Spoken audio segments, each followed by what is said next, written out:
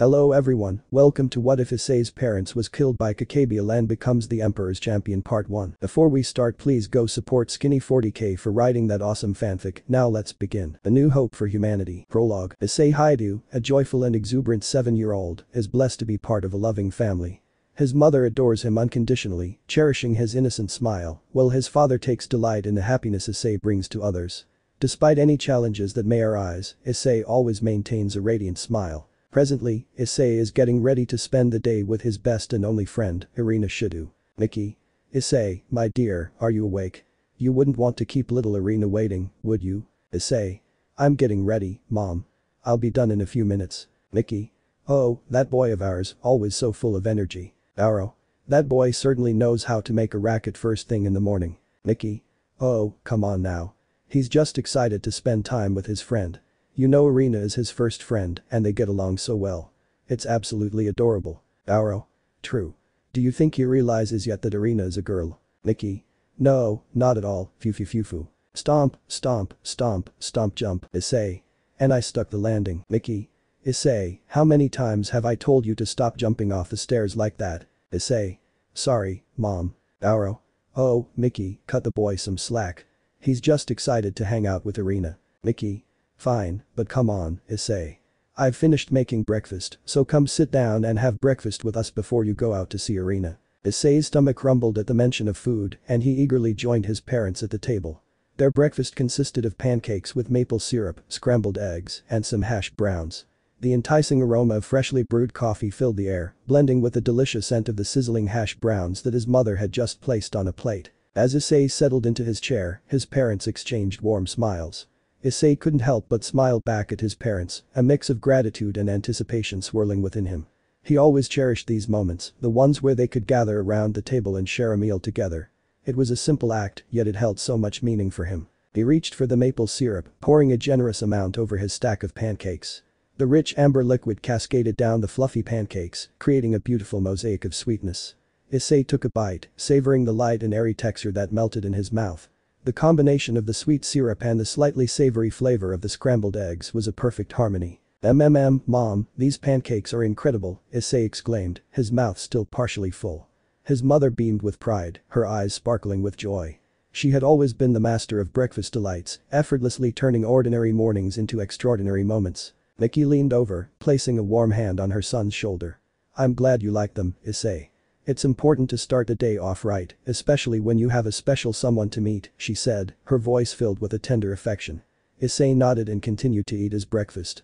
Skip 5 minutes. Issei savored the comforting flavors of his mother's breakfast as he took the final bite.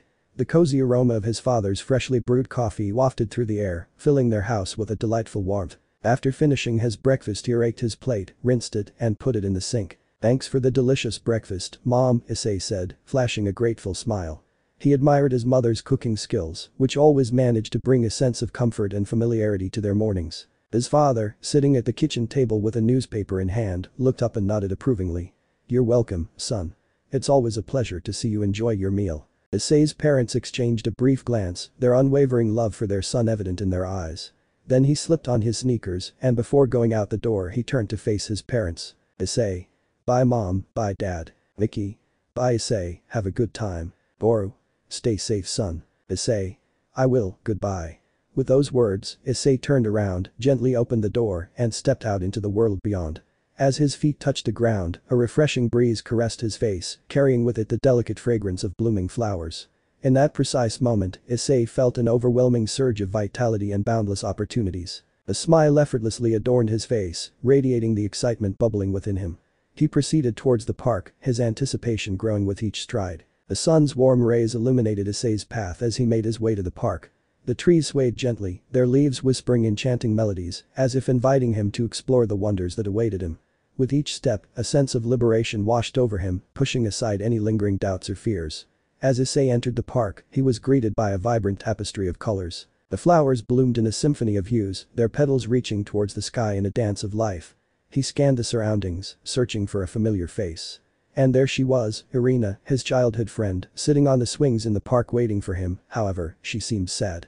Issei noticed this as he walked over to her. As Issei approached Irina, he couldn't help but feel a pang of concern.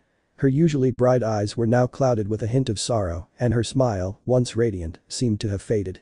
He took a seat beside her on the swings. 7-year-old Issei Hayato. 7-year-old Irina Shidu. Issei. Hey, Irina, are you alright? He said gently. However, there was no response from her.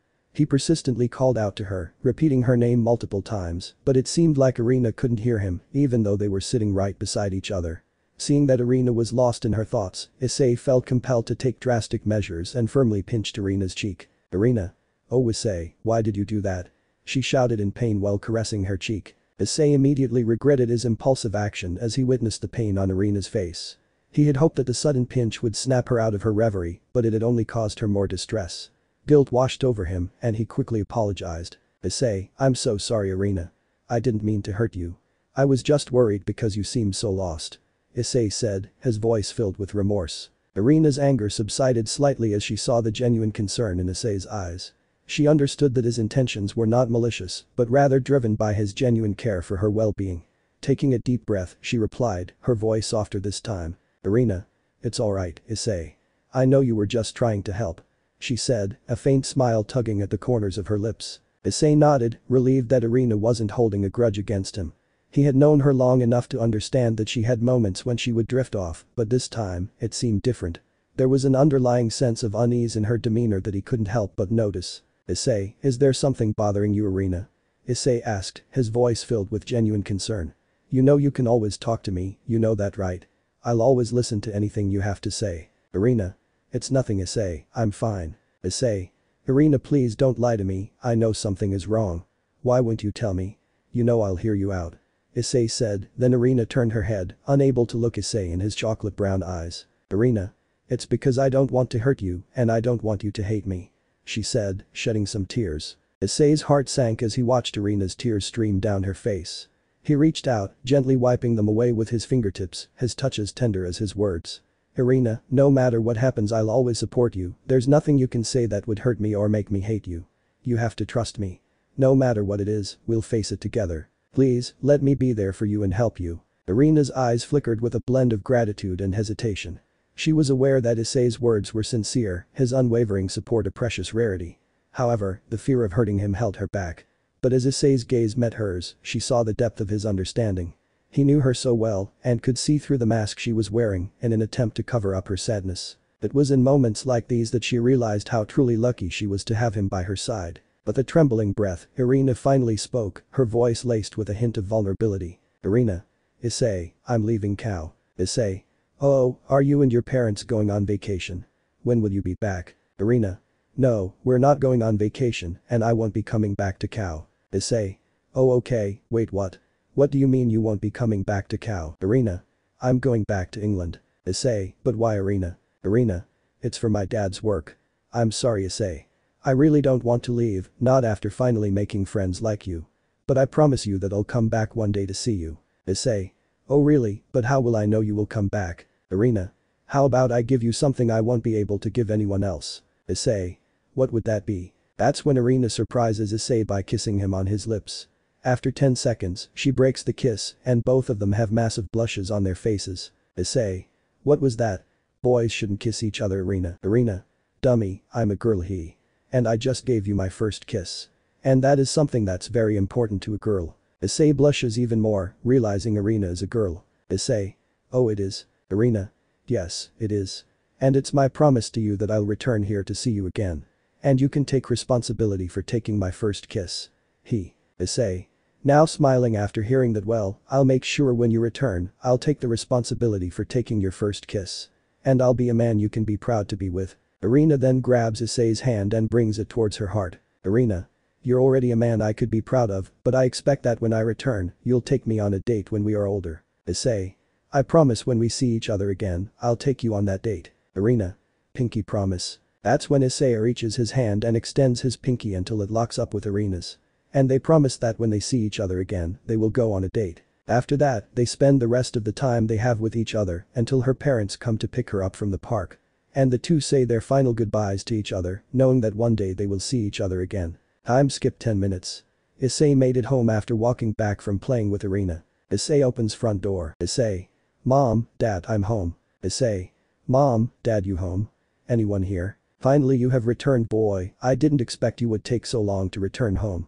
But it doesn't matter now that you are here. Issei. Who are you, and where is my mom and dad? Kokabiel. My name is Kokabiel, and as for your parents, they're waiting for you in the living room. Why don't you go see them? Issei runs to the living with an immense amount of dread and fear building within his heart, hoping that they are okay. But unfortunately what he saw was something that made the boy break down in tears at the dead and violated corpses of his parents. Issei. Mom, Dad, no, please wake up, this can't be happening. Sobbing. Kokabiel. How adorable is the little brat crying over his dead parents. Well, here, why don't I give you a new reason to cry for? That's when Kokabiel throws the light spear at Issei, hitting him in the stomach, causing him to fly back due to the force the spear was thrown at him. This made the cries of pain and agony coming from Issei become even louder and desperate. Issei. Irina, Mom, Dad, anyone please, someone save me. Sob. Unknown to the boy, his cries for help would reach out in a way he couldn't have expected. But got the attention of a being that will change the course of Issei life forever. Scene change, unknown location in the Himalayan mountain range. Issei. Irina, Mom, Dad, anyone please, someone save me. Emperor. What the? Velkater. So you felt the shock wave as well? Emperor. Yes, I did, but it doesn't make sense.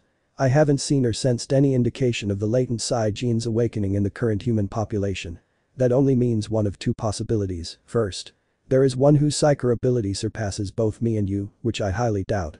The second is someone just managed to unlock their latent psyker abilities, which is the most likely answer. Velkater.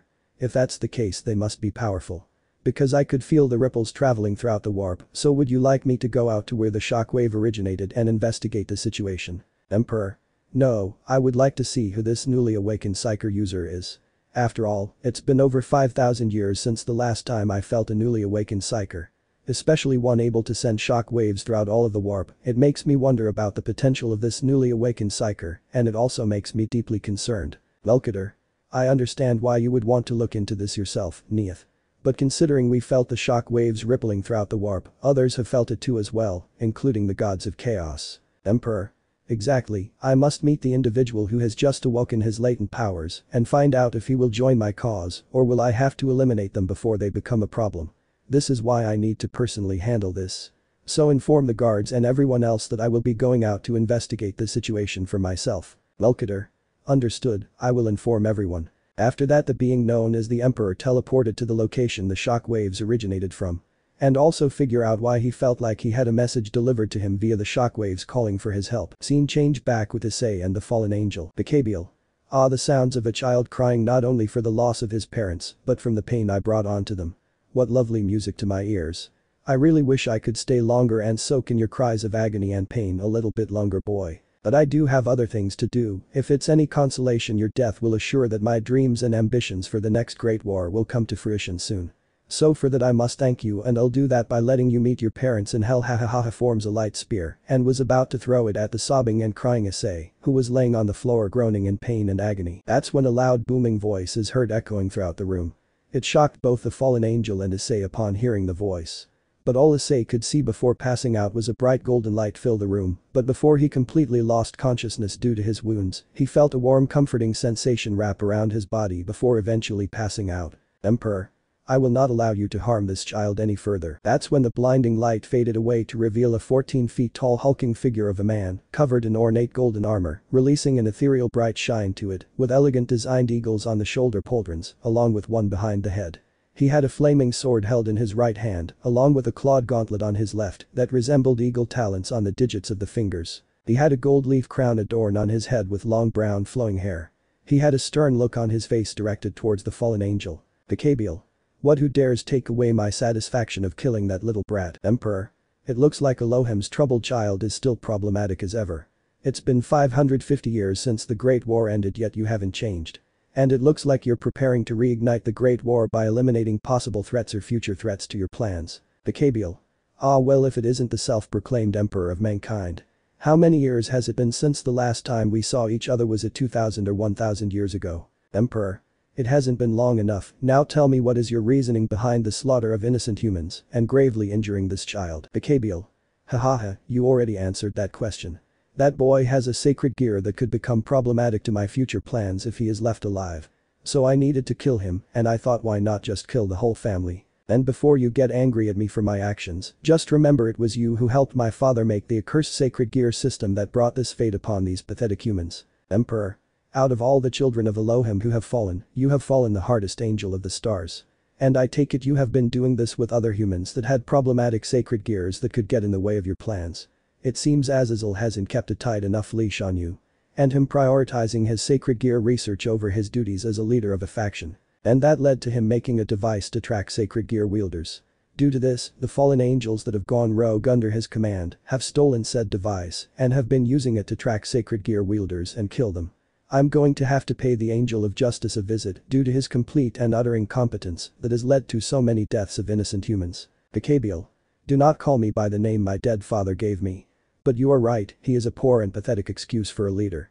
But his research has come in handy and you are right, I did steal the device and I've been using it to murder the many sacred gear wielders that could ruin my plans, holding up a small round and handheld device. Similar to the Dragon Radar in Dragon Ball, this device gives me the ability to track any sacred gear by just putting in the information of the gear, either by putting in the gear's name or its class and type it is, so I can track low, mid, high, and even the Longinus class. And that boy had a Longinus class. I don't know which one, but it really doesn't matter. He will die soon anyway. Upon hearing that, the Emperor was furious, eyes light up an ethereal light blue with sparks coming from them. And soon enough the device that Kokabiel was holding in his hand erupted into an ethereal divine flame. Causing Kokabiel to immediately drop the device and recoil in pain from the flames. Emperor. Spoke in anger towards the fallen angel, I've heard enough, I will not let this go unpunished. I shall finally fix one of Elohim's biggest mistakes by ending your existence here and now. Kokabiel. Ha ha ha ha, though I would enjoy killing the Emperor of mankind. I think you should worry about saving that boy's life before it's too late. But I doubt you'll be able to since he took a light spear to the stomach. But I hope our paths cross again. I'll be more than happy to end your life and show everyone you're nothing to be feared and the fallen angels are the superior race. But until then. That's when Kokabiel unveils his wings. And launches multiple feathers towards the Emperor, causing him to put up a psychic barrier. To block the attack, and by the time the barrier went down, Kokabiel was nowhere to be seen. That's when the Emperor grabs the child and cradles him in his left arm. Emperor. That problematic warmonger will need to be dealt with, but I'll have to deal with him later.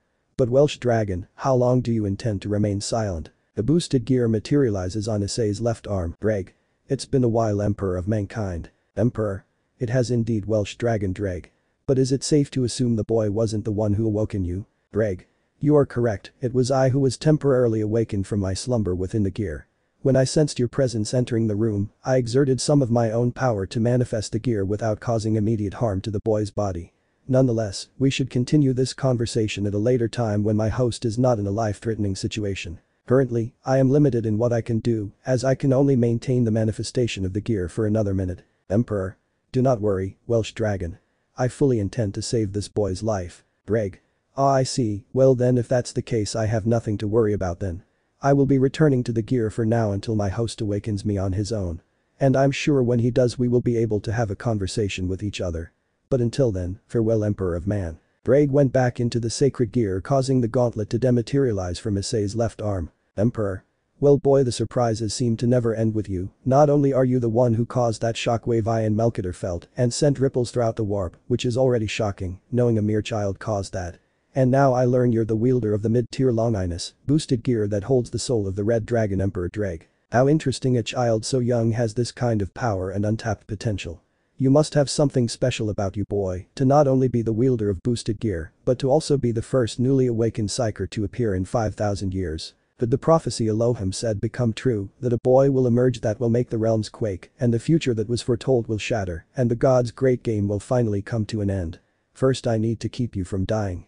I would rather not see such a young boy with this kind of potential die in such a meaningless way, but you might be the perfect candidate to undergo the procedure. I'll have to take you to Erda and have her perform the procedure on you. With any luck not only will you live, but your latent potential as a psyker and being the Red Dragon Emperor will be unlocked. The Emperor then uses his powers to engulf himself and Issei in a bright golden light. Taking him back to his hidden fortress bunker, where Erda can help him save the boy's life. Himalayan mountain range, unknown location. The Emperor arrives in a bright golden light in the middle of Erda's laboratory, surprising her by the unannounced visit. Erda is a beautiful woman with a very voluptuous figure, golden orange distinct eyes, and soft facial features. She is wearing a white lab coat over a blue dress, with long flowing brown hair and pearl white skin. Erda. Well, what happened to this child? Erda runs up and grabs Issei from the Emperor and immediately takes him to a table in the lab and starts looking over the injuries on the boy and preparing everything she needs to try and save the boy. But she stopped and turned around and faced the Emperor. Erda. Did you have something to do with this boy being in such a state? Emperor. I did not, but I can explain later. Right now we need to try and save this boy. He doesn't have long left. Erda. How do you expect me to do that? I'm not a doctor, nor do I have a vial of phoenix tears. To fix such grievous and mortal wounds, there is not much I can do other than ease the boy's suffering. Emperor. There is a way we can save him. By performing the gene evolution procedure. Erda. If you would dare ask me to perform the gene evolution procedure on a mere child. Everyone who has gone through the procedure has died, not to mention we would be practically stealing him away from his biological parents. Because we will be completely deconstructing and reconstructing his DNA, keeping the most valuable attributes of his current DNA, and the rest will be broken down and replaced by the new DNAs being added to his genetic makeup. Emperor. Erda, both his mother and father were killed by a fallen angel, and they would have finished him off if I didn't arrive in time to intervene. He doesn't have a family anymore. That boy saw the fallen angel take his family from him right before his eyes. He doesn't have a family to go back to. Erda. Puts hands over her mouth in shock after hearing that this poor boy has already gone through so much. But I still don't like the idea of doing this to a child. Especially if the chance of him surviving is lower than 5% and there is no guarantee that he will get the desired attributes from the new DNA being added to his genetic makeup if he does manage to survive the procedure. Emperor. I understand, but I believe in your abilities and skills you have gained over the millenniums. And don't forget, Erda, your intelligence rivals my own, and your psyker abilities are nothing to scoff at. After all, out of all the perpetuals, your power makes you the third strongest and the other two who are stronger than you are me and Melchior. Erda. You're missing the point. It's not that I doubt my abilities or skills. Emperor. Ah, I see, so you have no issue performing the procedure. It's that you want to use your own DNA in the procedure. But you are afraid it will end like all the other times you have tried to conceive a child of your own. Erda stopped working after she was able to stabilize the boy's condition. Once she did, she turned around so she could face Neith. Erda. Yes, I'm afraid, because over the many years of my long life I've always wanted to have a family and have a child that is my own to love and cherish. I've always wanted to be a mother, but in every attempt, it failed. It didn't matter if I tried having a child with a normal human, a fellow perpetual or a supernatural being. It would all end the same way, in a miscarriage or stillbirth, because the power the child inherited from me was too much for its new developing body, ending in the death of the child. I've tried many different methods and the results were always the same. The child's newly developing body was unable to handle my inherited power as a psyker and died. Emperor. So you're afraid your DNA alone would still be too much for the boy's body to handle? Because of the process of inheriting your potency as a psyker. Even though the child has just awakened his latent psyker abilities and is this generation's Red Dragon Emperor. Then I'll add my own DNA as well, that way he'll have two different DNAs to help rebuild his genetic makeup. Erda. Wait, it was this boy that caused that shockwave and sent ripples throughout the warp eye and the other psyker perpetuals felt. Wait, this child is also the wielder of the boosted gear. Emperor. Yes, this child was able to shake the whole of the warp when he awoke his latent psyker abilities. And he is the host of the Red Dragon Emperor Gauntlet, the boosted gear. Erda. This child is already this strong at such a young age, with his psyker abilities, and having the boosted gear he could give most ultimate class beings a hard time if he was able to train and master his abilities. If he was able to survive the gene evolution procedure, having both mine and your DNA be used to rebuild his genetic makeup, along with keeping his most favorable attributes from his original DNA. This would result in a more stable genetic makeup for him, and his potency as a psyker from our own two DNAs combined along with his own abilities could make him a psyker unrivaled by anyone, even you Neith. Add on to him having the chance of becoming a perpetual along with him being this generation's Red Dragon Emperor. He could even in time surpass you, Neith, and even threaten the Chaos Gods themselves. This could work. Emperor. Then are you willing to perform the procedure on the child? Knowing the ramifications of the procedure if successful. Erda. Yes, I will, but I'm not just doing it for my own selfish desires or for your own ambitions and goals. No, I'm doing this for all of humanity, so they can have a champion that will not back down to any foe that threatens humanity. Whether they are from the warp or the realm of the supernatural, it does not matter, as when they decide to crawl out of the darkness, he will be waiting there as the pillar of light and hope for humanity and force them back into the shadows. Emperor. Good, I fully agree with you on this, Erda. We should start preparations for the procedure. Erda. Yes, I agree. I'll call for all the scientists in the facility to help me with this procedure. I'll also need you and Melchior's help to keep the gods from interfering with the procedure. considering they also must have felt the boy's strength. Emperor. No need to worry, I've already thought about that, and this fortress bunker was purposely made to keep the eyes of the chaos gods from peering within. But I will still call for Melchior to be here with me just as an extra precaution. That's comforting to know if they were able to get their hands on this boy. Because if they found out his true potential and how he could threaten them one day, they would not stop at nothing to either have him join them or they would kill him, and I will not let that happen. Emperor. Nor will I, we will make sure he's fully prepared to defend himself from the beings of the warp and of the supernatural world. Yes, we will. Emperor. Also, one more thing, I'll be sealing away the boy's memories up until the point he passed out when I arrived. And I'll be replacing them with artificial memories with us as his parents, along with some other changes and alterations to his new memories. Was shocked upon hearing that at first, but quickly understood the reason why. So for him not to be consumed by rage and vengeance, you intend to give him the memories of a loving family among other things. And I'm assuming eventually you will be telling him the truth when he's older and can fully understand the situation. Emperor. Yes, but until then we must nurture and properly train his abilities in all aspects. But he will view us as his real biological parents, which will be accurate if the procedure is a success. The boy's life will be saved, with a family he knows that cares about him. And the potential to make way for a brighter future for mankind. Alright, I agree. On a condition that you do not view the child as a weapon nor a tool, but as our son. Like I will view him as my own son. He will need both our guidance and support from the both of us. I also request we do not change his name, so we show respect to his late parents. It was after all the name they gave him. Emperor. I'll agree to letting the boy keep his original name and to help train the boy with his latent psyker abilities and guidance, along with having Melchior assistance in his training and education. I'll also have my custodian shield captain Constantine Valder training him physically, along with training him in melee firearm weapons training and different martial arts, including training him with his boosted gear. But understand, though I did save the boy and I want him to go through the procedure, and I do believe he has the potential, and he will help achieve my goals, will not be looking at this boy as a mere tool nor a weapon, he will be the champion of mankind. But don't expect me to show him the same level of compassion and affection that you will. I see you're still the same man that I met all those years ago, Neith. But I can tell already, something has changed in you, and it all started with this boy as the catalyst of it all. But as long as you show the boy affection and act like a father towards him, that's all I ask for. But who knows, you might grow even more attached to the boy than you think. Emperor. We will see, but first let's make sure we can save this boy's life before we start making claims of that nature. Indeed, I'm going to start calling for the other scientists to help assist in this process. I'll also need to collect a fresh DNA sample from you and myself. But if we are going to do this, we need to begin immediately. I was able to stabilize the boy for now and minimize the loss of blood coming from his wound. But if we don't start the procedure now, the boy will succumb to his wounds within 2 hours. Emperor. I see, call for all those that will be needed to help perform the procedure. Collect the DNA sample you need from me. And let us begin. Because I will not let this child die, especially if he could be exactly what mankind needs to prevail in the future against threats that have yet shown themselves. Scene change, location, warp dimension. The domain of Korn. Korn was sitting on his skull throne watching demons and damned souls fight for his amusement. Until he felt the ripples in the warp causing the god to look up and stare at the red sky, causing him to stand up and let out an evil laugh. Korn. Hahaha, soon I shall have more skulls to adorn my throne. Location change, the domain of Nurgle. Nurgle is currently working on new plagues and pestilence to spread into the material realm once again. Until he also felt the ripples in the warp and the god of plagues and death stopped stirring his cauldron with unknown pestilence and disease. Nurgle. Oh, it seems I'll be able to test out my plagues on new subjects. Soon they will all know the love of Grandfather Nurgle and join me in my garden. Location change, the domain of Tsinch. Tsinch was currently devising new ways that he could keep the great game going.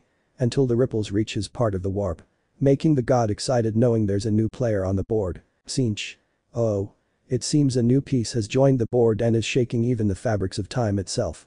How marvelous, I wonder how I could manipulate them to serve my purposes. The Emperor possessed the power to heal Issei using his abilities. However, he desired to test whether this child could reach greater strength by incorporating his DNA. Referred to as Neith, the Emperor's true name remains unknown to most individuals, only being shared with those in close proximity to him.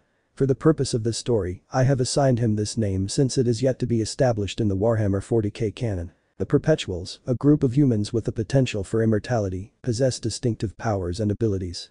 Known as Psykers, they are bestowed with unique gifts. While humans can utilize these psyker abilities, no other earthly species or supernatural beings native to Earth possess this capability. If you are wondering why Slaanesh did not react to the disturbances in the warp, it is because Slaanesh has not yet materialized. The Eldari have not reached the stage where they fully embrace their hedonistic tendencies, including their intense fascination with torture, hence, no presence of Dark Elder at this time. The Eldari pantheon remains intact and has yet to be devoured by Slaanesh. Additionally, the warp region under the control of the Eldari gods has not yet succumbed to Slaanesh's influence. At this point, Issei has not been abducted by Nurgle, and Kane's soul has not shattered, scattering fragments throughout the galaxy. Issei will undergo training with the Emperor, Erda, Constantin Valder, Melchior, and Dreg. The Emperor is feared by various factions in the supernatural realm, with the exception of the Angel faction, the Greek god Hephaestus, and the dwarves of Svartalfheim. The dwarves specialize in mining auramite and ceramite, as well as crafting all the weapons and armor utilized by the custodians. They also fulfill any other requests made by the Emperor. Hephaestus, the god of fire and craftsmanship, shares a close friendship with the Emperor of Mankind. Despite the vast difference in their divine and mortal natures, their bond is strengthened by a mutual desire to advance humanity's technological progress and witness the creation of incredible innovations. Aligned in their ideals and beliefs, Hephaestus and the Emperor forge a deep connection. As a testament to their friendship and his commitment to aiding the Emperor's vision for humanity, Hephaestus crafts a magnificent golden armor for him. In a similar vein, the biblical god, known as Elohim, and the Emperor of Mankind, Neith, hold a profound respect for one another. They consider each other as brothers, sharing a common devotion to humanity's well-being and aspiring to elevate them beyond the realms of the supernatural. The Emperor extends his assistance to Elohim, assisting him in the development of the sacred gear system and contributing to the overall functioning of the heavenly domain. It is worth noting that the Emperor regards Michael as his nephew and Gabriel as his niece. Overall, the Emperor and Hephaestus, as well as the biblical god and the Emperor of Mankind, share a deep bond founded on their shared commitment to humanity's progress and prosperity. The warp is a distinct realm separate from our reality, where time does not follow a linear path. Within this dimension, various creatures reside, including demons, enslavers, astral specters, and the chaos gods, among others. These supernatural beings, unlike psykers, are unaffected by the events that take place within the warp. However, they can discern if a human possesses psychic abilities by sensing their ethereal presence. Currently, both supernatural beings and humans in this era are unable to access the warp due to the lack of technological advancements. The exception to this is the perpetuals, who are psykers, such as the Emperor and Melchior. Notably, the Great Red is the sole being capable of physically entering the warp without encountering any obstacles. The story takes place in the same time period as the canon, which is around 2013-2015. Moreover, the Emperor possesses a higher level of technological advancement compared to the supernatural and human world. They are approximately 1,000 years ahead in terms of progress. The reason behind this lies in their perpetual eternal lifespans, which grant them the ability to engage in extensive research and push the boundaries of technology in various fields, such as military, genetics, and space travel, among others. Weapons and troops. The Adeptus Custodes, known as the Legio Custodes or the Golden Legion 10,000, is responsible for protecting the Imperial Palace, the physical body of the Emperor of Mankind, now known as the God Emperor of Mankind, and his son Issei, the champion of humanity. They are also responsible for serving as his most important emissaries, his companions, and the keepers of his many secrets. The Custodes are an elite cadre of genetically engineered, transhuman warriors, even more potent in combat than the Adeptus Astartes. They are to the Space Marines as the Emperor is to his Primarchs, and it is said each was created by the Master of Mankind personally. As such, the Adeptus Custodes are widely regarded as the most deadly warriors in the galaxy, human or otherwise. A single custodian is worth around 1,000 Space Marines, and a single Space Marine is worth 20 guardsmen. So a single custodian is worth around 20,000 Imperial guardsmen. Custodians are the pinnacle of humanity, entrusted by the Emperor as his loyal guards, and seen by him as true family. Made directly by the Emperor through the use of his own blood and DNA, they are superior to any Astartes. They are also taught from an early age about different subjects from philosophy to language and more. They are more than capable of slaughtering normal humans by the millions without even tiring, and can take down thousands upon thousands of Astartes. If they ever were to rebel, the custodians would be the ones to put them down. They can easily take down supernatural beings, even those in the ultimate class, with their speed, strength, and durability. They are a force to be reckoned with not only for mankind's enemies, but also for those who decide to betray humanity, especially supernatural beings that dare to oppose the Emperor's will and are met with the Golden Legion's wrath. The Guardian Spear has been the signature weapon of the Adeptus Custodes since its creation by the Emperor. It is an elegant and deadly design, incorporating a power blade and a highly advanced integrated bolter weapon. In the hands of a custodian guard, it can strike and parry at blinding speed, despite its size. Or rarely, these weapons mount not bolters but advanced, specialized sub-weapons, such as compact meltas or even Adrathic disintegration beamers, issued against the deadliest of foes. It's only given out to the elite guards of the Emperor, forcing the Imperium not to allow anyone else to wield this weapon. The Castellan axe, same as the Guardian spear but in axe form, is reserved for certain units such as Terminators, Custodian Wardens, or Shadowkeepers, the elite custodians, tasked with the responsibility of guarding the most dangerous and secretive items the Emperor has collected over the millenniums and are housed in the Imperial Palace's most secured dungeons. The Ares fighter is a fighter exclusively used by the custodians. It is used for air supremacy dogfighting, along with its immensely destructive capabilities, such as Arachnus Magna Blaze Cannon. It was deployed to strike at monuments and edifices which in enemy culture held most dear to their hearts. Additional weaponry includes 2 Arachnus heavy blaze cannons and 2 Infernus firebomb clusters, along with multiple heavy bolters mounted on the fighter. The Orion assault dropship comes with many weapons from plasma cannons, heavy bolters, rockets and more, meant for ground support and quick deployment of custodian troops. Its capacity is up to 25 custodians. They travel at high speeds and are capable of being used as bombers and in dogfights. The Thunderheck dropship is capable of carrying a large amount of troops up to 2040. Troops can be unloaded from either the front or rear of the vehicle. It can also carry small vehicles such as jet bikes, land speeders and more, and comes in different variants from heavy vehicle deployment to massive troop transport. It comes equipped with heavy bolters, rockets, a massive tank-like cannon mounted on the top, and travels at very high speeds. The Marauder bomber has many different types of payloads, including Prometheus, similar to Napalm but on a greater scale, rockets, bombs and more, with standard heavy bolters as a secondary defense weapon or for ground support suppression. The Stormraven is a smaller attack fighter with rockets, heavy bolters and more. The Telemon Dreadnought is a variant of Dreadnought that is more mobile and has a whole different assortment of weapons, including heavy bolters, assault cannons and more. They are better than the Contemptor Dreadnoughts, but do not have the same level of destructive power as the Doridio Dreadnought. The Contemptor Dreadnoughts have the same abilities as the Telemon Dreadnoughts, are not as heavily armored, and do not have access to the same destructive firepower as those variants. But they are a major threat regardless, and should be feared just as much as any other Dreadnought. The Doridio Dreadnought comes with different weapon assortments, including heavy bolters, assault cannons, rockets, heavy las cannons, and more. These are artillery piece-like dreadnoughts with high destructive capability. They are slower than their other 2 variants, but are not meant to stay in the rear. They are fully capable of maintaining organized battle formations and keeping up with the speed of the other units. The dreadnoughts are massive war machines piloted by an honored custodian or space marine hero whose body has been ravaged in battle. They come in different variants with different purposes. Dreadnoughts are also known as the Old Ones in the custodian or space marines legions. The Caladius Grav tank comes with different variants like the Blaze Cannon, plasma cannons, and more. The Pallas Grav attack is a light tank with high speed and agility. It comes with heavy bolters, heavy flamers, and different variants of weapons. The Land Raider transport support vehicle comes in many different variants and assortments of weapon types. The Custodian variant jet bike comes in different types, each fitted for their needs and purposes. They can come with a power lance or heavy bolters on the front or sides. Custodians use a power lance to quickly deal with enemies. These bikes travel at extremely high speeds. Land speeders are extremely fast reconnaissance vehicles that can be used for offensive purposes as well. They come with multiple weapons, heavy bolters, heavy assault cannons, heavy flamers, heavy las cannons, plasma guns, rockets, and more. Terminator armor is stronger and better than the standard Custodian armor. The Custodian variants are much better than the standard Legionary variants. The Legionary variants are slow but powerful and able to wield many different weapons and are used as kill teams or heavy units in the battlefield. The Custodian variants are better and allowed to use stronger weapons only reserved for the Custodians.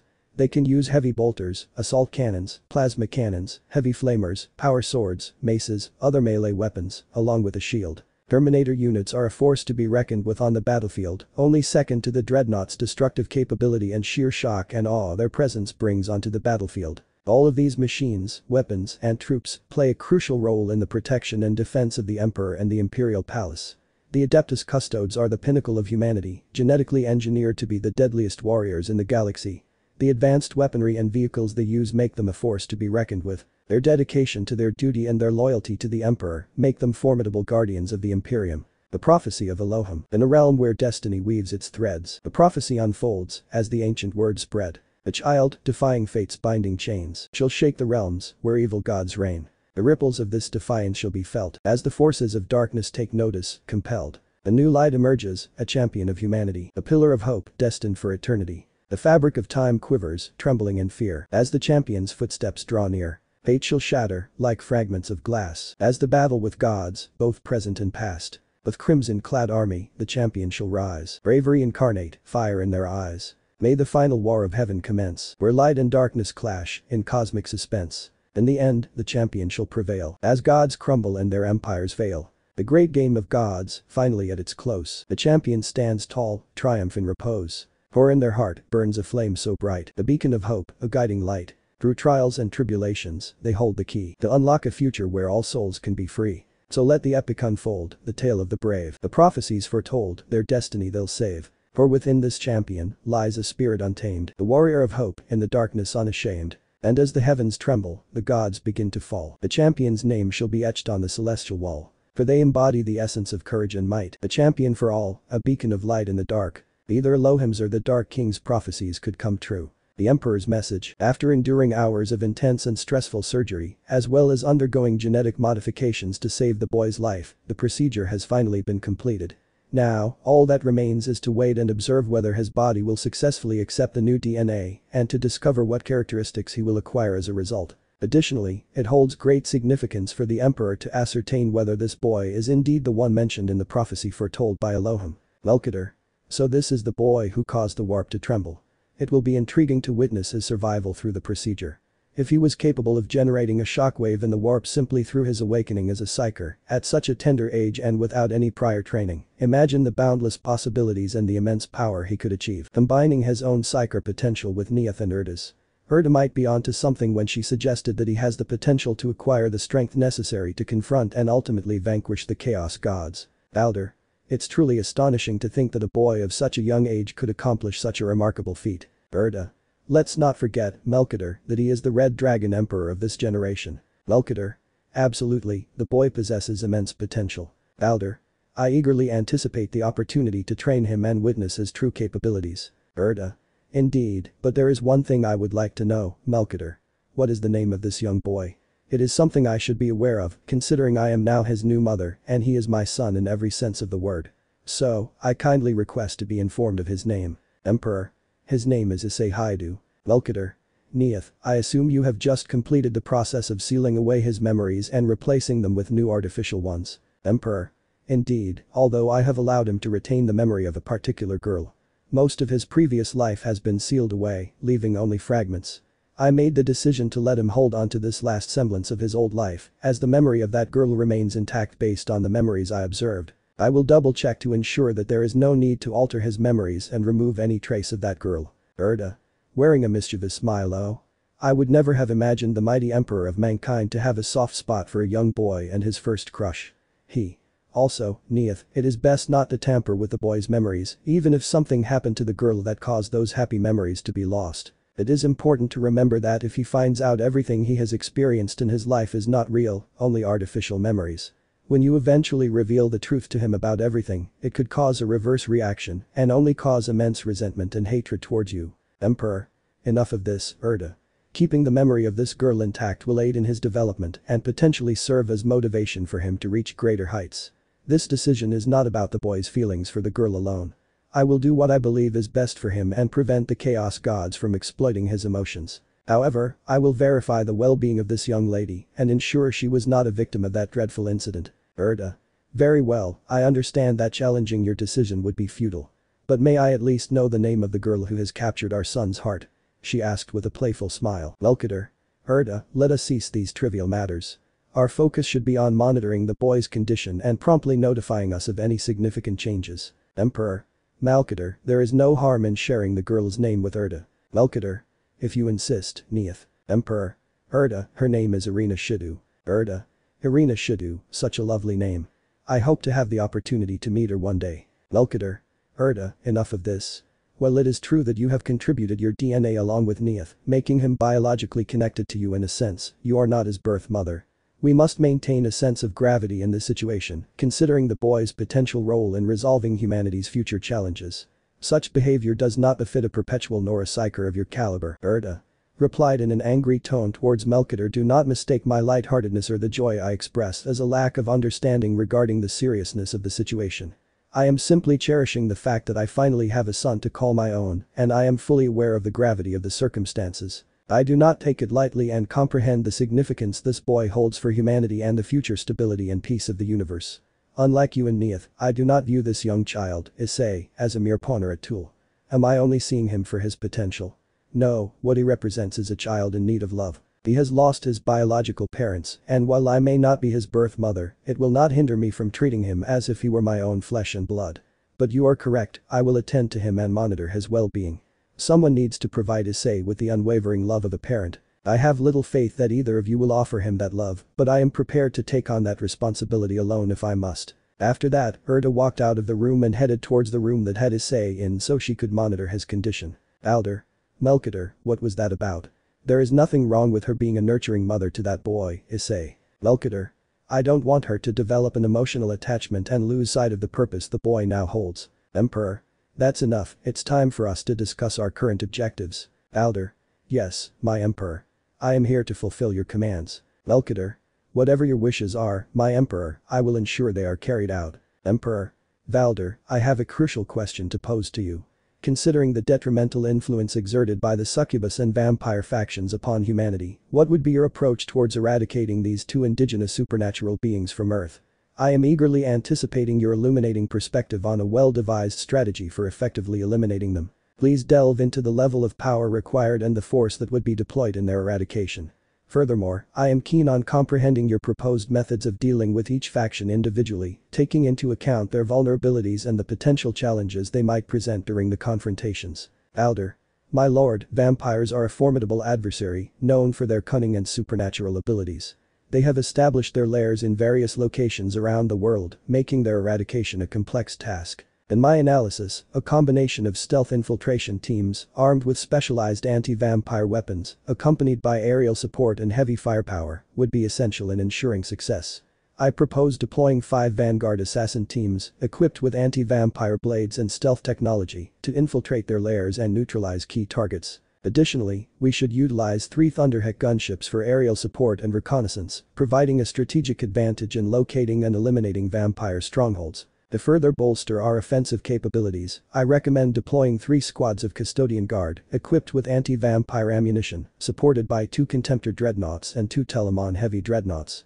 This combined force, along with the assistance of 2 Venerable Land Raiders and an Imperial Jetbike Squadron, should be sufficient to engage and eradicate the vampire faction. Emperor. I understand, your strategy seems well thought out and comprehensive. Would employing a similar level of force be equally effective in dealing with the succubus faction as well? Alder. I believe that the same amount of forces would be sufficient, but I highly recommend including 4 Orion assault dropships. These dropships are equipped with a formidable arsenal, consisting of 4 squads of 25 custodians, 10 units of Terminators, 15 Ares gunships, 3 squads of Imperial jet bikes, as well as 3 Caladius Annihilator tanks and 10 Pallas Grav tanks, and having 2 more Contemptor Dreadnoughts and Telemon Heavy Dreadnoughts, with the addition of 3 more Thunderheck dropships. These additional forces will perfectly complement the ones we have already mentioned. The reason behind the necessity for extra forces when dealing with the succubus faction lies in their ability to manipulate others. Members of their faction possess pheromones that allow them to control bystanders or other weak-minded supernatural beings, although not to the same extent as vampires. Nonetheless, this ability can pose a significant threat. It is crucial to note that the succubus queen, along with her court, is renowned for being among the strongest in their race. They have gained a notorious reputation for their involvement in dark magic and their expertise in creating homunculus. However, a more fitting term to characterize them would be abominations. These monstrous beings possess exceptional strength and power and are completely under the control of their master's commands. Therefore, it is advisable to bring additional strength when facing succubus, especially since our mission will take us to their kingdom, Aurora, situated in the Black Forest of Germany. The Black Forest presents us with a formidable challenge as it is protected by a mysterious barrier, granting the succubi the advantage of familiarity with the terrain. This is precisely why I advocate for employing a greater show of force against the succubus rather than the vampires. Despite the vampire faction outnumbering the succubi, the latter pose a slightly greater threat. Thus, it would be wise to consider utilizing a stronger display of force as we embark on our journey to eliminate them and ensure their complete eradication. Emperor. Very well, I place my trust in the judgment of my custodian shield captain, who provided me with the estimated level of force required to eliminate both the vampire and succubus factions. I grant you permission to make the necessary preparations to eradicate the vampires and succubus. Balder. Understood, my lord. I will promptly begin organizing our forces and preparing for our departure. Our goal is to be fully mobilized within 5 hours. Vice Captain Trajan Valorous will lead the assault on the vampires, while I will personally handle the succubus faction. Constantin Valder. Trajan Valorous. Emperor. Excellent. Now, proceed and make the necessary arrangements. Balder. Yes, my lord. Rest assured, we will not falter, and we will demonstrate the unwavering strength of humanity to these supernatural beings. As the Adeptus Custodians, the elite bodyguards of the Emperor, we are dedicated to fulfilling his will. Afterward, Valder left the chamber to prepare the Golden Legion for the Grand Crusade they had been entrusted with by their Emperor. Valkater. Neath, am I correct in assuming that you will not be joining them in the crusade you are sending them on? Emperor. You would be correct, my friend. First and foremost, I must personally visit the fallen angels to address their crimes that their faction has committed against humanity. I intend to use them as an example and send a powerful message that resonates throughout the supernatural realm. Valkater. I understand your perspective and the logic behind it. However, my dear friend, there is another factor that weighs heavily on your mind. Our friendship has endured for a long time, and I can sense the burden you carry. Emperor. The prophecy of Elohim holds great importance, as does the true identity of the boy. Throughout my acquaintance with Elohim, his prophetic abilities have consistently proven accurate, even foreseeing his own demise. However, despite my own ability to glimpse into the future, I am unable to see all the paths and potential outcomes that lie before us. Uncertainty clouds everything, limiting my vision. Additionally, the boy himself is none other than the Red Dragon Emperor, endowed with extraordinary powers as a psyker once he awakened his dormant psi genes. This grants him unmatched potential and power. If he is indeed the one destined to alter our fate, it would explain why the futures and alternative paths I once glimpsed are now obscured. At this point, I can only rely on the ultimate gift bestowed upon me by Elohim, the memory crystal that contains his final testament and the complete prophecy. Valkater. I understand your concerns. I too have lost the ability to see the multiple potential futures and paths that lie before us. We have witnessed a future of treachery, where our glorious Imperium, at its height, is brought down by those we trusted. Even the sons you once loved turned their blades against you.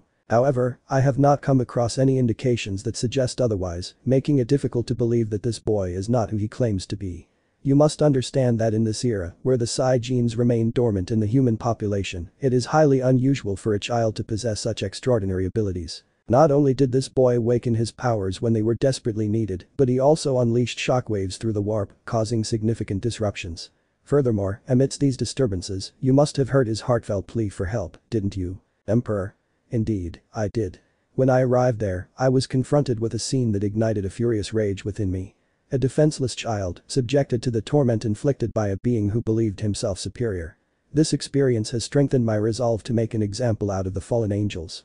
However, it has also made me realize that I can no longer remain hidden in the shadows. The fate of humanity rests upon my shoulders. Without my presence, there would be a void in the world, lacking individuals with the strength and determination to protect our species.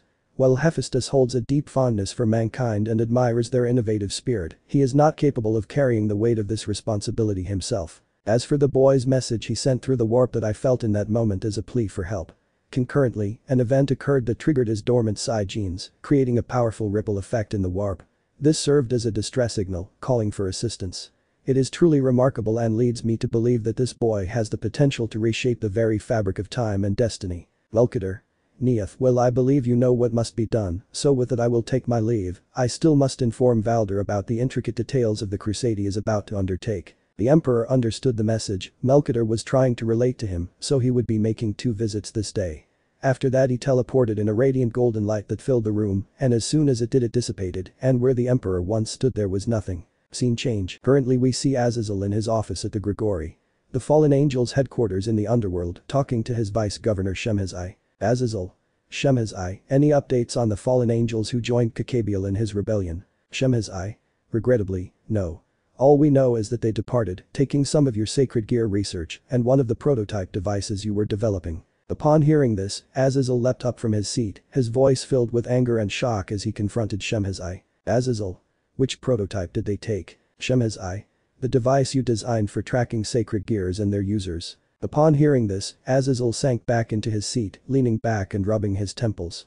Letting out a deep sigh, he spoke once more. Azazel. Alright, you mentioned they took some of my research, correct? Can you specify which research files they took? Issei. They took the files related to the ritual of sacred gear removal. Azazel. This is a disaster. Now Kokabiel can track and potentially strip any sacred gear user of their abilities for his own nefarious purposes. Issei, what is our plan to bring him back and confront him? Before Issei could respond, a radiant golden light flooded the room, momentarily blinding both fallen angels. As the light subsided, Azazel and Issei instinctively extended their wings and assumed defensive positions. There, standing before them, was the very presence Azazel had hoped to avoid. The Emperor of Mankind. Both he and Issei were afraid of why the Emperor of Mankind showed up. Issei. Azazel, why has he come here? Azazel. Unfortunately, my old friend, I do not know. The Emperor of Mankind has chosen to bless us with his presence for reasons unknown. Emperor. I wouldn't say the reasons are unknown, especially when you have failed to restrain some of your more unruly subordinates. Azazel. Emperor, it has been quite some time. I am unaware of what you are referring to. However. Suddenly, the atmosphere in the room shifted, becoming dense and oppressive. Everyone could feel the immense power emanating from the Emperor. His eyes glowed with a luminous blue light, accompanied by small sparks. His ethereal aura filled the space, permeating every corner. In an instant, both Azazel and Issei were forced to their hands and knees, along with everyone in the Grigori facility, under the overwhelming pressure emitting from the Emperor. It was impossible for anyone to lift their heads. Even Azazel, the mightiest of the fallen angels, found himself unable to withstand the overwhelming pressure crushing him. Each attempt to rise only intensified the force pushing him down. Emperor, spare me with your futile attempts at manipulation, for your words hold no sway over me. Know that I did not come here to engage in conversation. No, I came to deliver a resounding message to your faction and instill fear in the hearts of the supernatural world. Azazel, unable to lift his gaze from the floor, was consumed by a sense of terror and foreboding. He realized that somehow Kokabiel had managed to provoke a being that even the supernatural factions regarded with trepidation. The Emperor of Mankind. However, amidst their shared predicament, Issei, also immobilized, found the courage to speak. Issei. What do you mean by sending a resounding message to our faction and instilling fear into the supernatural world? Emperor. I intend to reciprocate the same kindness that your faction members have consistently exhibited throughout history. The merciless slaughter of innocent humans solely to advance your own selfish aspirations. Presently, that warmonger Kokabiel has been relentlessly hunting down innocent humans who possess sacred gears, ruthlessly ending their lives, all in pursuit of perpetuating his delusional fantasy of prolonging the Great War. I will ensure that a message is delivered so that he becomes aware of the consequences of his actions that unfolded here. Azazel. Please, can we talk about this matter? Kokabiel and his followers have deviated from our cause and are no longer affiliated with the fallen angels. There is no justification for punishing everyone present who is innocent of the crime you have mentioned. Emperor. Silence. The unfolding of this dire situation rests solely on your shoulders, a testament to your incompetence in multiple aspects. Firstly, your failure to exert tighter control over discontented members within your faction is a glaring display of your ineffectiveness as a leader. Swift action should have been taken long before matters escalated to this point. Secondly, you were well aware of the dissension brewing within your ranks regarding the current ceasefire. Yet, you failed to address it promptly, allowing it to fester and culminate in this catastrophe. Most significantly, your self-indulgence in personal pursuits, such as delving into the study of sacred gears, has overshadowed your responsibilities as a true leader. Your creation of a device for tracking sacred gear users without considering the potential misuse by your subordinates, either to further their own agendas or eliminate potential threats, is a testament to your lack of foresight. So, am I mistaken in my evaluation of your leadership capabilities? Both Azazel and Issei remained silent, acknowledging the truth behind the Emperor's words. Emperor. As I suspected, this revelation simplifies matters, for I am determined to inflict suffering and exact retribution upon your faction for the innocent human lives lost as a result of the fallen angels' deeds. Therefore, I shall eradicate half of the fallen angels, subjecting you to the same anguish that humanity has endured for countless centuries, a consequence of the hubris and sense of superiority displayed by supernatural beings. With that, the Emperor's radiance intensified, and sparks around his eyes erupted with greater intensity. Suddenly, a phenomenon unfolded as approximately 50% of the fallen angels, not limited to those stationed in Grigori, were consumed by an ethereal divine flame. Despite their desperate efforts, the flames could not be extinguished. Even some of the cadres were not spared from this fate that befell the entirety of the fallen angels. Issei also found himself engulfed by the same ethereal divine flames that had ignited randomly among the fallen angels worldwide, both in the mortal realm and the underworld. Azazel, immobilized by the immense pressure, was unable to turn his head but could hear the anguished cries of his friend beside him, pleading for help until his voice ceased, leaving nothing but ashes in their wake. After the fallen angels who had been set ablaze by the Emperor's overwhelming power had been reduced to mere ashes, the Emperor released his grip on the remaining fallen angels that were still alive. Upon being released from the Emperor's grip, Azazel swiftly rose to his feet, summoning a spear of light, poised to launch it at the Emperor. However, in a sudden turn of events, he was struck by a bolt of lightning emanating from the Emperor. Paralyzed and struggling to maintain consciousness, Azazel knelt before the Emperor, barely able to raise his head to meet his gaze. "Emperor, Angel of Justice, bear witness to this proclamation and ensure that all supernatural factions receive it. Humanity will no longer be preyed upon. I shall refrain from interfering with the factions if they abstain from meddling in my plans or human affairs henceforth. Gods and devils alike shall receive no mercy. The era of supernatural beings has come to an end. Now, the age of mankind commences, and you shall bear witness to the indomitable power of humanity. Emperor. But one last thing before I depart." The Emperor's eyes once again emitted an ethereal light blue glow, accompanied by sparks. Suddenly, an explosion resonated from within the research division of Grigori. It was the very division where Azazel had dedicated countless years to acquire his sacred gear research and create artificial gears. In a matter of seconds, all of his hard work was obliterated, reduced to nothing more than ash and debris. Following this, the Emperor became enveloped in a radiant golden light until the space where he had previously stood in front of the fallen angel's governor vanished entirely. All that remained were shattered remnants of Azazel's sacred gear research, his paralyzed body. "Azazel. Damn you, Emperor." With those words, Azazel succumbed to his wounds and lost consciousness from the effects of the lightning. Simultaneously, the door to his office swung open forcefully, revealing a young boy with white hair, approximately 7 years old, rushing in, accompanied by the fallen angel Penemu. Penemu swiftly approached Azazel, her immediate concern focused on aiding their leader. "Ali. Azazel, please wake up. You can't leave me like this." "Penemu. Fear not, Vali. He will be fine. He is merely unconscious due to his injuries. He will recover." "Ali." Sobbing, "Are you sure?" Penemu offered a gentle smile, seeking to reassure the distressed boy. "Penemu. I promise you. Now, go and seek assistance. Inform them that we require a stretcher to transport him to the medical ward." Ali wiped his tears away, nodded, and ran out of the room to get help for Azazel. "Penemu. What did this to you, Azazel? And what caused every fallen angel to fall to their hands and knees and then some to combust in fire and burn to death? When you wake up I need answers, we all do." Scene change. On the 6th level of heaven, inside the office of the angel's current acting leader, Lord Michael sat diligently at his desk, engrossed in paperwork. Then, all of a sudden, an unfamiliar sensation washed over him, causing him to cease writing and sit upright. It was a presence he had not experienced in thousands of years. At the same time, the door to his office swung open with force, revealing a visibly anxious and agitated Gabriel. "Michael. Sister, what's the matter?" "Gabriel. Brother, did you feel it? That presence, it's him. He has finally returned," Gabriel replied, her voice trembling with a mix of excitement and apprehension. Before Michael could respond, a brilliant and radiant golden light flooded the room, completely enveloping the angels. As the light gradually dissipated, a familiar figure materialized before them, a figure that both Michael and Gabriel knew all too well. It was the Emperor. "Emperor. It's been a while, little Mikey and Gab." The Emperor was abruptly interrupted mid-sentence as a sudden blur of gold enveloped him. Within this tender embrace, tears welled up in the angel's eyes as she wept against the Emperor's chest. "Gabriel. Uncle Neath, you have finally returned. I haven't seen you since Father's passing." Sobbing, "You were the one who restored stability to heaven after his demise." Sobbing, "Why did you leave us in such a way?" Sniff. "The seraphs were all devastated. We had hoped that you would take on God's role and lead us, but you left without a single word. Please, Uncle Neath, explain why you made this choice." The Emperor was taken aback by Gabriel's unexpected display of distress.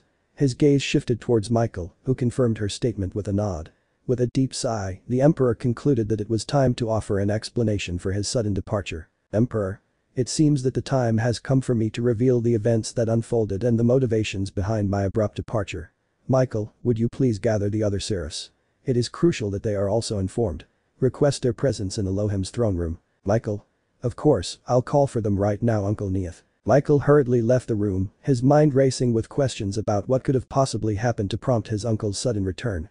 As he made his way through the grand corridors of the Celestial Palace, he couldn't help but notice the air of unease that seemed to hang over the seraphs he passed by. Arriving at Elohim's throne room, Michael found the other seraphs already gathered, their expressions a mix of curiosity and concern. As they took their seats, their wings shimmering in the ethereal light, Michael glanced at each of them, recognizing the weight of responsibility that rested upon their shoulders. Uncle Neath stood before them, his regal presence commanding attention. His voice, usually filled with warmth and authority, now carried a tinge of sorrow. "Thank you all for coming," he began, his eyes meeting each seraph's gaze. "I know that my sudden departure has left many of you with questions, and it is time for me to provide the answers you seek." Silence enveloped the room as the seraphs leaned in, eager to uncover the truth behind their leader's absence. Their unwavering trust in Uncle Neath had been shaken by recent events, which had left their celestial realm in disarray. "Emperor. Let me pick up from the point after successfully restoring heaven and reinstating stability following the tragic demise of my dear friend Elohim and your father. However, as soon as I had accomplished this, a wave of killings among humans came to my attention. The power I possess in the supernatural realm is unparalleled, and there exists no known countermeasure against it. This power has been bestowed upon humanity, granting them the ability to confront and even challenge the supernatural forces, including the gods themselves, provided they can master it. The reason behind the emergence of this power is simpler to explain than one might assume. It can be likened to an animal finding itself in a hostile environment. Adaptation is necessary for survival, or else swift and inevitable extinction awaits. In the grand tapestry of existence, humanity found itself as a mere creature in a world teeming with supernatural forces. Within this realm, gods reigned supreme, possessing the ability to decimate entire armies with a mere flick of their fingers. Meanwhile, a monumental conflict unfolded among the three biblical powers. Amidst this chaos, I stood alongside your father, though I refrained from directly engaging in the battle. Instead, my focus was on aiding the angels in healing and safeguarding innocent humans who were unjustly caught in the crossfire. It was through these actions that I developed profound admiration for your father and in turn, a bond with you, as you saw me as family. However, I consider all of you as my family, regardless. Incredibly, within such a hostile environment, humanity managed to cultivate a means of self-defense. This extraordinary power, which I too possess, has sent shockwaves throughout the supernatural realm. It is known as Psyker, and those humans who have unlocked this power are referred to as such. Throughout the Great War, my fellow immortals and I had the privilege of providing assistance to countless individuals in need, empowering them to withstand the trials of the ongoing conflict. From the very inception of our existence, we have been blessed with a deep connection to this extraordinary power. My personal journey is similar to that of your father. We both wanted to guide humanity to a better future together. When I informed him about the emergence of a new gene within humanity, the Psi gene, during that era, he was impressed. However, he knew that he lacked proper knowledge about it. He understood that the power associated with the gene was similar to what I possessed, and he believed that I would be the best person to lead humanity once they fully unlocked that power. Nonetheless, he still wanted to lead and walk alongside me to pave the way for a brighter and prosperous future for humanity. Initially, I had told him that only a select few individuals possessed this gene. However, as the Great War raged on, those who lacked the strength to endure perished, while those with the Psi gene flourished. Not only did they become remarkably skilled, but they also achieved mastery over their abilities as Psykers. Sometimes, an ordinary human with exceptional command over their abilities could even surpass supernatural beings who looked down upon them. Upon the startling revelation that various factions, including the fallen angels, devils, and other pantheons, coveted this power, it became clear that they could neither possess nor exploit it for their own purposes. They acknowledged that this power held vital significance for humanity, surpassing their own abilities and strength. Helpless in the face of Psyker's powers, they recognized the urgent need to eliminate this threat to their existence. The prospect of humanity surpassing them one day posed an unthinkable risk that they simply could not allow. It was during this time that I began to sense the anguished cries and desperate screams reverberating through the warp, the very source from which Psykers draw their power. Even humans lacking the Psi gene found themselves mercilessly slaughtered, solely based on the presumption of their potential. Humanity stood on the brink of an impending catastrophe, an event that threatened its very existence. Alongside fellow perpetuals and Psykers, individuals endowed with the ability to perceive the impending chaos, we engaged in deep deliberation to determine our course of action. It was at this critical moment that I made my decision. The decision I made carried significant consequences for all of you, but it was a necessary choice given the circumstances. Our primary objective was to safeguard as much of humanity as possible, particularly those who possessed the Psi gene. We weighed our options and settled on two strategies. Either inducing dormancy in the gene or having the more sensible Psykers go into hiding, allowing me to suppress or deactivate their genes. Fortunately, this approach proved highly successful. As a result, a substantial portion of the population now carries the Psi gene, with approximately 1 in every 3 humans possessing it. However, there is a caveat to this newfound power. In addition to the emergence of the supernatural and perpetuals, including myself, there were still entities of immense strength surpassing even your father, despite my abilities being on par with his at that time. Faced with these circumstances, I had no alternative but to conceal my presence alongside the perpetuals. We recognized the pressing need to devise a comprehensive plan to prepare for the imminent threats that had yet to reveal themselves. Humanity found itself in a desperate predicament where survival was paramount. Those of us who possessed the gene, including perpetuals and non-psyker perpetuals like myself, were compelled to retreat into the shadows and embark on our individual quests for knowledge. From the depths of secrecy, I extended my assistance to your father, utilizing my unique abilities to catch glimpses of the future. The visions I witnessed painted a bleak picture. Your father shared with me a prophecy he had preserved on a memory crystal, cautioning me not to unveil its contents until the day a boy would be discovered in the realms. This momentous event, he foretold, would shake the very foundations of time and destiny, setting off a ripple effect that would reverberate throughout the realm. Despite his desire for me to inherit the throne of heaven, believing that I would be a better fit to lead both the angels and humanity than him, that was the reason he gave me originally. But now, knowing what I know, I realized he had foreseen his own death and wished for me to watch over his children and humanity in his stead on the throne of heaven. I did not know that at the time, and even if I would have, I doubt it would have changed the situation that caused me to make the decisions I did. But I digress. So, after I respectfully declined his offer, nevertheless, our bond remained unbreakable. The bond I formed with your father was akin to seeing him as a brother to me. Your father held deep respect for me, and I reciprocated the sentiment. And I consider all of you as my own family. However, my primary responsibility was to prepare humanity for an impending and unseen menace from the very dimension they draw their power from. A malevolent force is growing within that has the capacity to endanger mankind. This threat originates from the Chaos Gods, dwellers of the warp dimension. I am sharing this information with you now because your father's prophecy is beginning to unfold. The series of events I previously predicted no longer hold the same significance as the future has become uncertain. The paths of fate and destiny no longer follow a predetermined course, instead, they now depend entirely upon the will of the child your father prophesied. Now, we stand at the precipice of the present moment, brought forth by the unfolding or impending fulfillment of your father's prophecy. I hold a steadfast belief that I have discovered the pivotal and redemptive entity for the entirety of humanity. With this unwavering conviction, I present to you the memory crystal, as your father had requested, to be shared with all the seraphs. This crystal not only unveils your father's ultimate desires, but also reveals his prophecy in its entirety, encompassing even those aspects that remain obscured to my understanding. After learning this, the seraphs in the room were left speechless, struggling to comprehend the information. Their minds wrestled with this newfound knowledge as they quickly gathered their thoughts and formulated their questions. Without any hesitation, the Emperor immediately activated Elohim's memory crystal, offering everyone a fleeting glimpse into its profound contents. The memory crystal began to play, and Elohim's voice filled the room. Elohim. If you are currently viewing this message, it means that Neith has come into contact with the boy I prophesied about. While I would love to delve into the intricate details of my vision, I have limited time to speak, so I will start with the important information. I assume that Neith has already briefed you on the events leading to his disappearance, so I will proceed accordingly. Neith is destined to ascend to the throne of heaven. This may come as a shock to some, but it should not be entirely unexpected. Neith was the driving force behind the creation of the sacred gear system, but also with me making the heaven system. It was his original concept, as he recognized the need to eliminate a significant power that humanity had relied upon to defend themselves against supernatural threats. In return, he devised a sacred gear system, recognizing the need to address the weaknesses and flaws inherent in the previous power structure. Therefore, there is no one more suitable or capable of governing heaven than Neith. I want to make it clear, my son Michael, that this is not a reflection on your abilities. You did your best given the circumstances, but even after Neith stabilized heaven and the system, it became evident that someone with his level of power and knowledge, or someone similar, is needed to truly ascend to the throne of heaven and initiate a complete reboot of the system, restoring it to its former state. I do not hold you accountable for this. However, it is Neith who possesses the capability to not only restore both systems, but also enhance and improve them. Furthermore, his power alone has the potential to transform the very essence of heaven in ways that I am familiar with.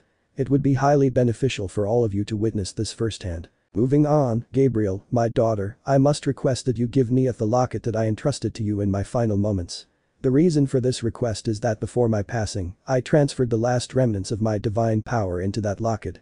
It holds immense power that he requires at this crucial moment. Although his strength already rivals that of Great Red, the Apocalypse Dragon, the adversaries that exist beyond our reality are far more formidable than anything on our planet, including the Beast 666 Trihexa. These adversaries, known as the Chaos Gods, pose a significant threat. Neith must gather every ounce of power at his disposal to protect the boy until he is ready to assume the role of the champion that humanity desperately needs. However, his destiny surpasses that of a mere champion. He shall rise as the ultimate adversary of the malevolent deities, the scourge of the gods, and the guiding light amidst the encroaching darkness. With my divine energy infused into you, Neith, your already extraordinary existence will ascend beyond the realms of the dragon gods themselves. This infusion will grant you a fighting chance against them or, at the very least, allow you to hold them off until that fateful moment arrives. Until then, my divinity not only encompasses my former abilities, but also grants me the power to create angels and other celestial beings and perform awe-inspiring miracles, among countless other extraordinary feats. Nonetheless, Neith, I entrust you with the responsibility of overseeing my heavens and angels. I understand your curiosity regarding the loss of your ability to foresee different futures. The reason is simple. As I mentioned earlier, that boy will disrupt the course of time itself and challenge the concept of destiny. There is no longer a predetermined fate set in stone. The only destiny that remains is shaped by how you nurture and raise that boy. I implore you, do not raise him as a mere tool, a weapon, or even just a champion for humanity. Raise him as your own son and shower him with love.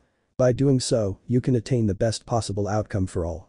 With that being said, here is the prophecy. In a realm where destiny weaves its intricate threads, a prophecy begins to unfold as the ancient words resonate through the land. The child, defying the binding chains of fate, emerges as a formidable force, challenging the rule of malevolent gods that hold sway over the realms. The impact of this audacious defiance reverberates far and wide, capturing the attention of the forces of darkness. A new light emerges, a champion of humanity, a beacon of hope destined to endure throughout eternity. The very essence of time quivers and trembles in fear as the champion's resolute footsteps draw near. Fate itself shatters like fragile fragments of glass as the battle between gods from both present and past unfolds. With an army adorned in crimson, the champion rises, embodying bravery and courage, their eyes ablaze with an unwavering fire. Let the final war of heaven commence, where light and darkness collide in a cosmic dance of suspense. In the end, the champion emerges victorious as gods crumble and their empires fall.